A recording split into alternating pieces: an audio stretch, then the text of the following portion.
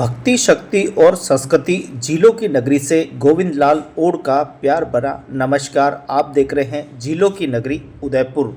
विश्व धरोहर के दिवस पे आप सभी को यह वीडियो समर्पित है। आज हम बात करने वाले हैं जर्जर होती व्यवस्थाओं पर कैसे हम आवाज़ उठाएं और इन चरमराई व्यवस्थाओं के खिलाफ आवाज़ उठाकर कैसे व्यवस्थाओं को ठीक करें। उसी उपलक्ष्य में यह वीडियो आप सभी को समर्पित है।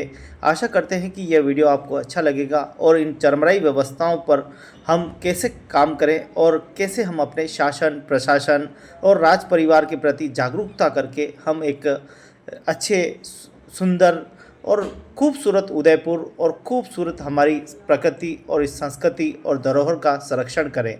ये आप हम सब की जिम्मेदारी है कि इन चरमराई व्यवस्थाओं के खिलाफ हर एक व्यक्ति को आवाज़ उठानी होगी। जब जब हमने सभी ने आवाज़ उठाई है तब तब परिवर्तन हुआ है। कुछ भाइयों ने कुछ समय पहले भगवान सावरिया सेठ के मंदिर की आवाज़ उठाई तो वहाँ पे भी व्यवस्थाएं बदली है। व्यवस्थाएं तब बदलती है जब हम आवाज़ उठाते हैं। आइए परिचय होते हैं एकलिंग जी, जो कि हमारे मेवाड़ के नाथ है, जो मेवाड़ के राजा कहे जाते हैं। हम उनको नाथ को प्रणाम करते हैं। भगवान एकलीनाथ स्वयं मेवाड़ के राजा है और राजा की नगरी टूटी फूटी कैसे हो सकती है, ये सवाल हर एक दिल के हर एक आदमी के जहन में उतरता होगा कि टूटी फूटी व्यवस्थाओं में हमारे राजा कैसे रह सकते हैं। जो राजा है यहाँ के, जो दीवान के रूप में अपने आप को कहते हैं, उन दीवानों का कितना बड़ा फ़र्ज है कि अपनी धरोहर को संरक्षण करें। लेकिन बरसों से, पिछले 3 दशकों से तो मैं खुद देख रहा हूँ अपनी आंखों से कि यहाँ कोई एक ईंट भी नहीं लगती है। इसके साथ ही मंदिरों को बंद कर दिया गया है। जहाँ देखो जहाँ ताले लटके हुए हैं या फिर उनको भी पूर्ण तरीके से दीवार बंद कर दी गई है। क्या ये हमारे मेवाड़ की संस्कृति और धरोहर है? जिन संस्कृति, जिन परंपराओं और भगवान भोलेनाथ के इन चरणों में बप्पा रावल जी ने किस प्रकार से यहाँ रहकर उन्होंने तपस्या की और हाड़व ऋषि की कहानियाँ यहाँ गूंज रही है। लेकिन मुझे लगता है कि हमारे राज परिवार इस बात को भूल चुके हैं। वह बड़े हुए इसी स्थान पर, उनका बड़े हुए और उन्होंने तुर्क तक जाकर तुर्कों का सामना किया और हमारे देश में उन बाहरी ताकतों का मुकाबला किया। लेकिन हमारे उदयपुर में आज भी हमारी धरोहर खंडर है। राजा महाराजाओं ने हमें बहुत कुछ दिया है और उनका संरक्षण करना हम सब की जिम्मेदारी, लेकिन राज परिवार भूल चुका है। इसके साथ ही जो शासन में बैठे हुए राजनेता है या पुरातत्व विभाग है या देवालय है, वो लगता है कि उनको भी काम करने की कोई चिंता नहीं है। उनको भी लग गया है कि बस महीना हो वेतन लेते रहो, मोटी तनख्वाह लेते रहो, हमें काम से कोई लेना देना नहीं है। तो एकलिंग जी की कैलाशपुरी की ये स्थिति वहाँ पे कि वहाँ पे कोई विकास नहीं हो रहा है। गांव वाले भी दुखी हैं, ना कोई ठहरने की जगह, ना कोई शौचालय, कुछ भी नहीं है। इतना बड़ा वहाँ जो है आस्था का हमारा केंद्र है। वहीं दूसरा बड़ा हमारा आस्था का केंद्र है गंगू कुंड। गंगू कुंड एक प्राचीन शिवालय है। राजराजेश्वर महादेव यहाँ स्वयं विराजे हुए हैं। लेकिन कई बार हमने आवाज़ उठाई है, लेकिन लगता है कि न तो राज परिवार के कान में आवाज़ पहुंच रही है, न पुरातत्व के आवाज़ पहुंच रही है, न देवस्थान के कानों में आवाज़ पहुंच रही है और न हमारे धर्म प्रेमियों के कान में आवाज़ पहुंच रही है।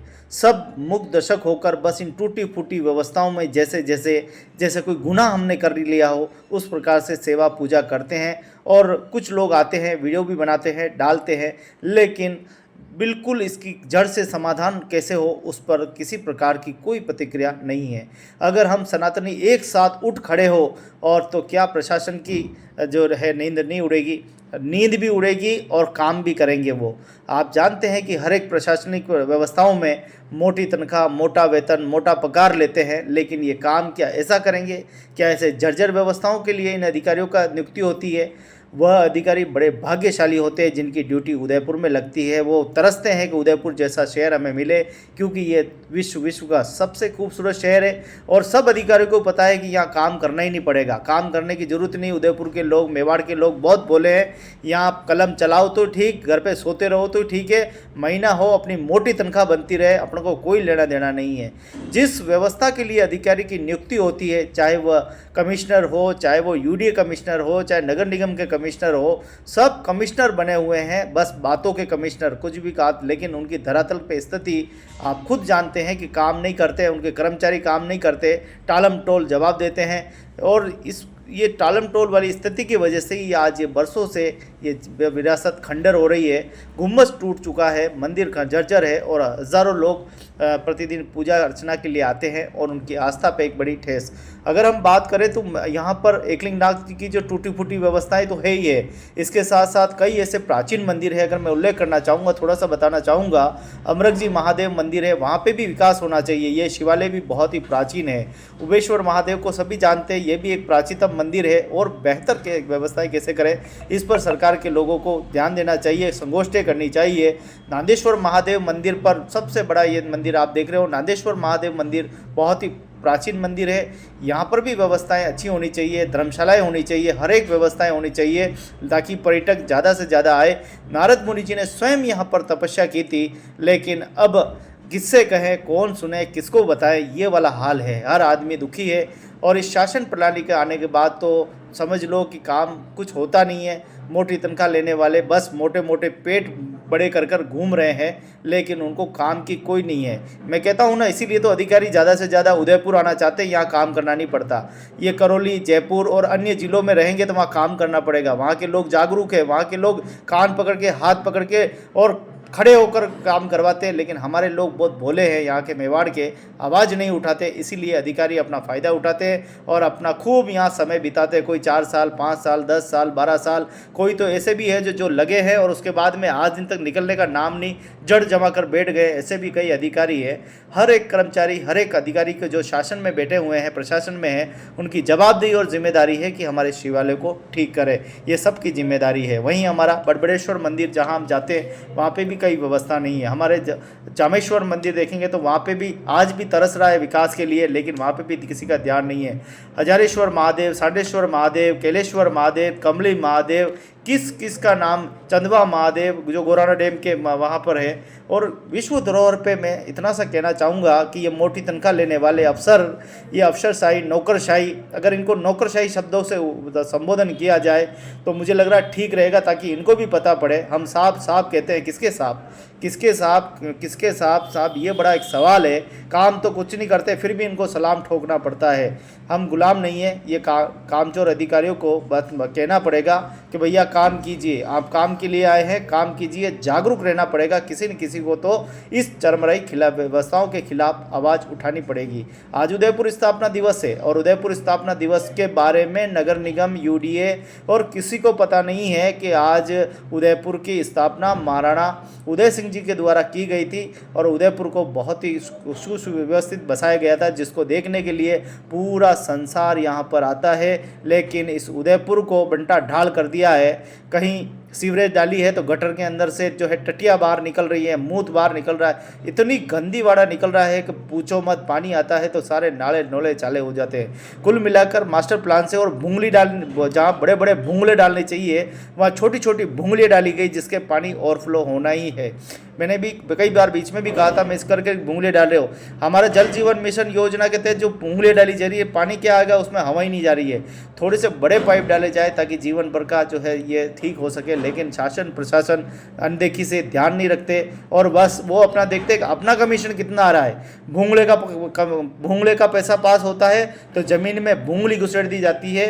भूंगले का पैसा सारे के सारे कोई पार्षद, विधायक, पता नहीं अधिकारियों में, सब में बटोरे। सारी रिश्वतखोर जो हमारे देश को निगल गया है, ये रिश्वतखोरी ने ही हमारे देश को बर्बाद कर रखा है। बाकी हमारी देश सोने की चिड़िया है, इसमें कतई कोई दोहराई नहीं है। आज भी हमारी देश सोने की चिड़िया है, लेकिन शासन और प्रशासन में बैठे हुए और कुछ दल्ले किस्म के लोग हमारे देश को प्रगतिशील बनने में रोड़ा अटका रहे हैं। कुल मिला के अगर ग्राउंड लेवल पर भी लोग सोच लें कि हम अपने शहर को, अपने गाँव को, अपनी ढाणी को, अपने क्षेत्र को सुंदर बना के रखेंगे तो कोई माई का लाल रोक नहीं सकता।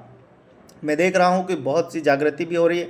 आज देखिए, उदयपुर की स्थापना दिवस होते हुए भी किसी भी शासन प्रशासन ने यहाँ सूद नहीं ली है। जो कि उदयपुर के यहाँ पार्क है, पूरी गंदगी यहाँ पर फैली हुई है, किसी ने साफ़ नहीं की, किसी ने प्रतिमा को साफ़ नहीं की।